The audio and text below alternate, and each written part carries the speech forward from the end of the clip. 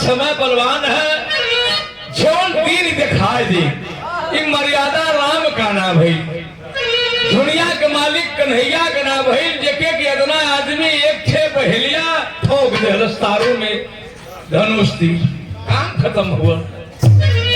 समय बलवान है, महापुरुषन का ना भई, बाबा साहब का ना भई, जे कि आज हमने के जिए खाए बैठे उठे के ई कुर्सी दे ले हमन, नहीं तो कुर्सी मोहताज रहे, जमाना रहे, समय रहे, उन्हों के समय ना भई। जे जे बलवान बनली अरे छोड़ल से ना हई समाइया हो रुपया जागल अकरनी करमावा कमाइया हो रुपया जागल करमावा कमाइया हो रुपया जागल। क्या बात है?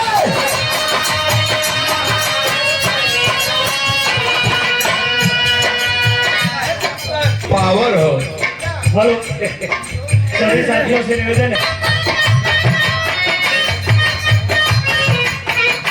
कर में खेती कर में नार कर में हित मिले दो चार रुपया है तो मेहर वो मानी। हमारे मुख्य अतिथि पर यहाँ से आगे बढ़ चुके हैं, इसलिए मैं चाहूंगा अच्छा। लास्ट गीत करें। और आवाज बताई हमारे घरे को भैया कोई डिजाइन का दिक्कत आपकी हुई केहू नहीं बाटे मोर समय बलवान हो।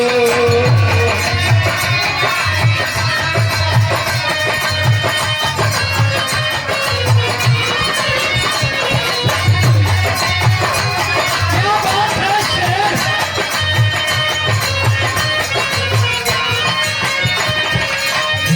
अपनिया न्याय कर लेके पाव हो।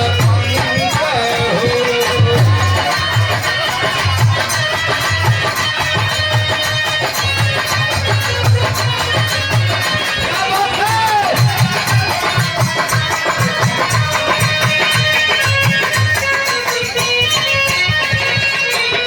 उन्हीं के आगे हो लगावा करला बड़ाइया हो रुपया जागल। उन्हीं के आगे हो लगावा के आगे हो लगावा करला बड़ाइया हो रुपया जागल।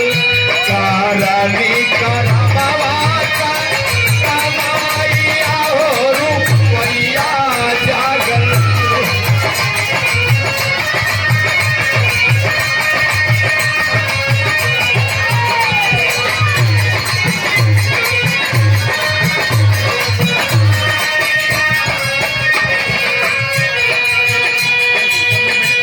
कोई नहीं जाने मोरा समय बलवान हो।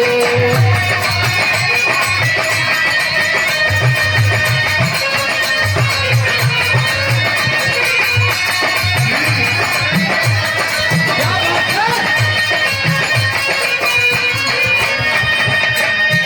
ऊहा खुद फसावती बापा सतबाई नसान हो।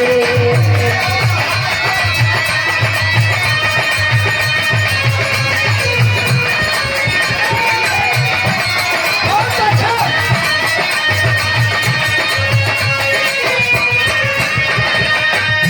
जेके चाही राखी हो भैया मुहवा कहलाइया हो रुपया जागल। समय साथ दे लेना 20 लोग को लगी करिए कभी नहीं। आज समय बिगड़ जाले तो कल गल है जिभिया पान खा ले है जिभिया लात भी खा ले। हमारे राम जी भैया बड़े अच्छे कलाकार जब भी गावत रहन तो हम विरास खत रही तोरा के धरती से आज ठिका लेते हैं। 50 रुपए का आशीर्वाद आया है राम जी भैया के बहुत बहुत प्रणाम। आप सबके प्रणाम, आशीर्वाद में शांति।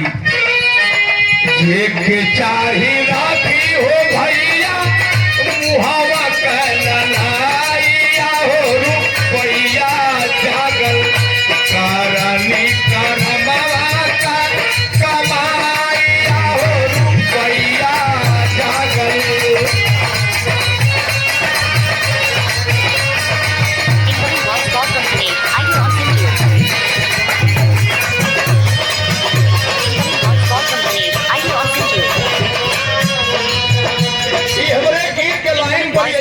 बारे सुबेदार सने ही जबले रहला तबले समाज के दुलरुआ बन के रहला। ऐसन न कहला कि जियतो गाड़ी या मोतो गाड़ी बना के रखे के चाहिए। तारा फटबाजी कैसे सुधरी दीवानी हो।